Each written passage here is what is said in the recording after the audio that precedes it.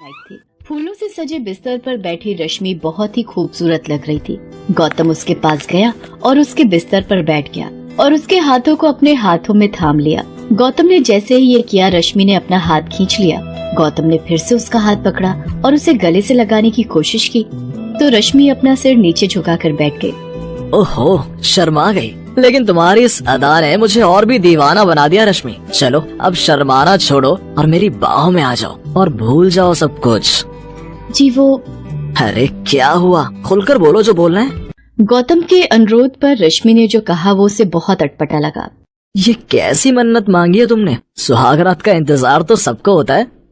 जी होता तो है, लेकिन मैंने शादी के पहले ही आपकी लंबी उम्र और हम दोनों का प्रेम खूब बढ़े, इसके लिए ये मन्नत मांगी थी। और मन्नत मांगते वक्त ये कहा था कि शादी के 1 महीने बाद ही मैं अपने पति के साथ खुलकर प्रेम करूंगी। 1 महीने तक हम रहेंगे तो इसी कमरे में, लेकिन एक दूसरे को स्पर्श नहीं करेंगे।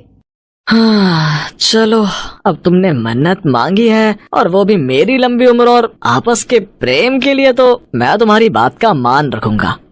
दोनों की शादी को 3 दिन हो गए थे। गौतम कैलेंडर में दिन ही गिन रहा था। एक सुबह जब गौतम शेविंग कर रहा था तभी दरवाजे पर दस्तक हुई। रश्मि, रश्मि, दूध वाला होगा, जरा दूध ले लो। रश्मि ने दरवाजा खोला। दरवाजे पर दूध वाला ही था। रश्मि ने दूध का बर्तन दूध वाले के आगे इस तरह रखा कि उसका हाथ दूध वाले के हाथ से सट गया।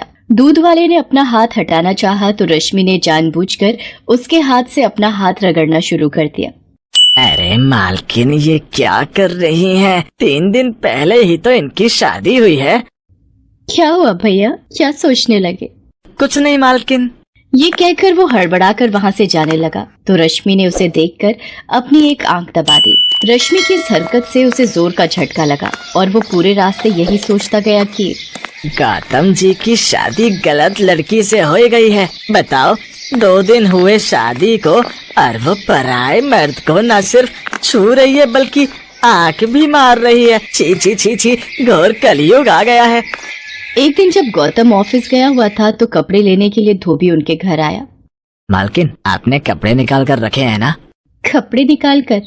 रश्मि ने ये बात इस अंदाज में कही कि धोबी रमनलाल झेप गया। धोबी जब कपड़े लेकर जाने लगा तो रश्मि ने उसे देखकर भी आंख मार दी। रमनलाल के जहन में भी वही सब चलने लगा जो दूध वाले पंकज के जहन में चल रहा था। रश्मि का ये बर्ताव धीरे धीरे मोहल्ले वालों के बीच चर्चा का विषय बन गया था। एक दिन जब गौतम ऑफिस से घर लौटा तो सोसाइटी के गेट पर खड़े गार्ड ने उससे कहा, राम राम साहब। राम राम भाई, राम राम। जी साहब, वो मुझे आपसे कुछ कहना था। तुम्हें फिर से पैसा चाहिए? अरे नहीं साहब, वो कुछ और बात है। उसके बाद गार्ड ने गौतम से जो कहा उसे सुनकर गौतम का पारा 7वें आसमान पर पहुंच गया।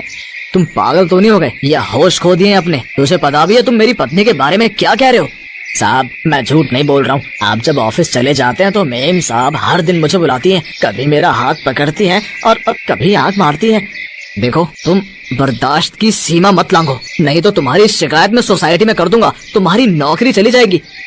ये कहकर गौतम वहाँ से निकल गया। लेकिन कुछ दिनों बाद जब दूध वाले और धोबी ने यही बात गौतम से कही तो वो सोचने पर मजबूर हो गया।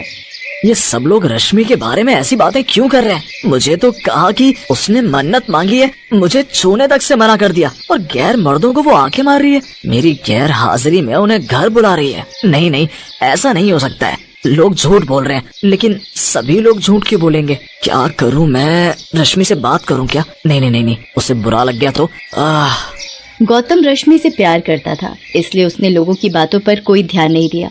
लेकिन एक बात जो उसने महसूस की वो ये थी कि रश्मि किसी से घंटों फोन पर बातें करती रहती है। एक बार जब उसने उससे पूछा कि वो किससे बातें कर रही थी तो उसने कहा, यहाँ पर फोन पर बात करने में भी कोई पाबंदी है क्या?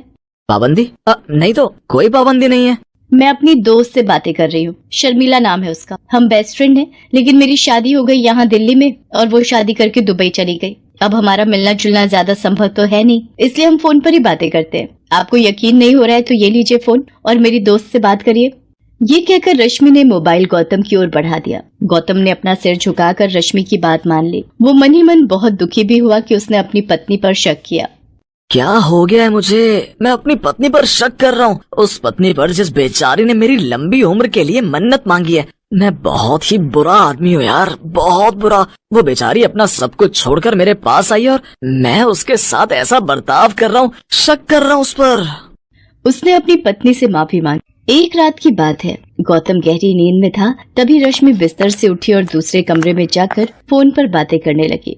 निरंजन, मैं अपनी हरकतों से पूरी कोशिश कर रही हूँ कि मेरा पति गौतम मुझे छोड़ दे, लेकिन वो तो जोंक की तरह चिपक गया है मुझसे। देखो निरंजन, मैं तुम्हारे बिना जी नहीं सकती, कोई उपाय करो और मुझे इस नरक से निकालो। मुझे नहीं रहना है गौतम के साथ, एक दिन भी नहीं, एक पल भी नहीं। रश्मि को ये बात पता नहीं थी कि उस दिन उसकी सारी बातें गौतम ने सुन ली हैं। जब वो अपनी बात खत्म करके बिस्तर पर पहुंची तो गौतम जगा हुआ था। अरे, आप सोई नहीं है? सो ही तो रहा था रश्मि आज तक, तभी तो मुझे कुछ पता नहीं चल रहा था। ये आप क्या कह रहे हैं? क्या पता नहीं चल रहा था? यही कि मैं तुमसे जोक की तरह चिपक गया हूँ, तुम यहाँ नर्क में रह रही हो। ये सब आप क्या कह रहे हैं? मेरी कुछ समझ में नहीं आ रहा है।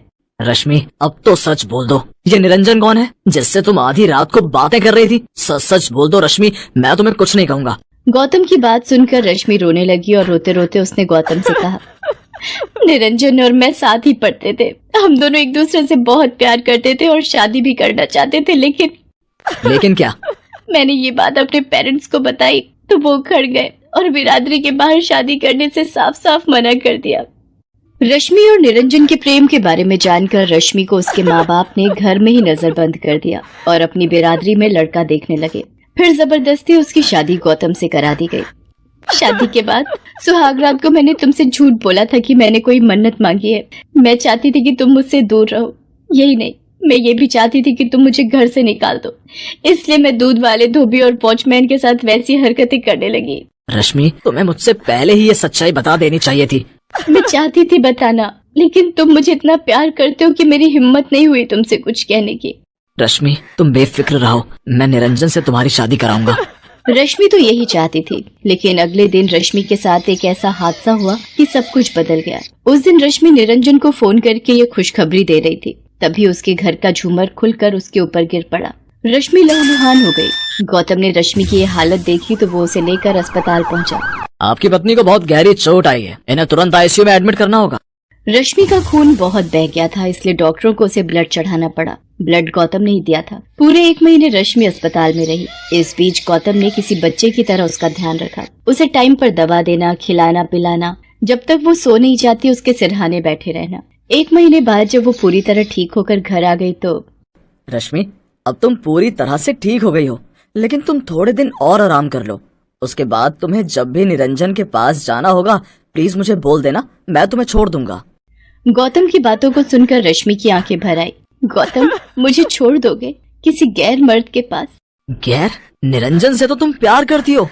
प्यार करती थी, वो मेरा पास्ट है और तुम मेरा प्रेजेंट हो। 7 फेरे लिए हैं मैंने तुम्हारे साथ। मैं मानती हूँ कि मुझसे गलतियां हुई हैं, लेकिन मैं दावे के साथ कह सकती हूँ कि तुमसे ज्यादा प्यार मुझे कोई नहीं कर सकता गौतम, कोई नहीं। I love you Gautam, I really love you. मेरी गलतियों के लिए मुझे माफ कर दो और मेरे गले लग जाओ।